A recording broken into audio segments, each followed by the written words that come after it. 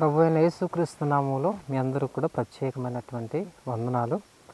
మత్తయి సువార్త 5వ అధ్యాయం 9వ వచనం, సమాధానపరచువారు ధన్యులు, వారు దేవుని కుమారులు అనబడుదురు. సమాధానకరమైనటువంటి జీవితం అంటే దీని అర్థము యుద్ధాలు, కక్షాలు, విభేదాలు లోకంలో లేకుండా జీవించడం అనేది కాదు. హృదయంలో అటువంటి విభేదాలు ఉన్నప్పటికైనాను సమాధానం కలిగి ఎటువంటి గొడవలకు, కలహాలకు చోటు ఇవ్వకుండా దేవుని హృదయానుసారముగా జీవించడం. ఎందుకంటే ప్రభువైన యేసుక్రీస్తు శాంతి అయి ఉన్నాడు.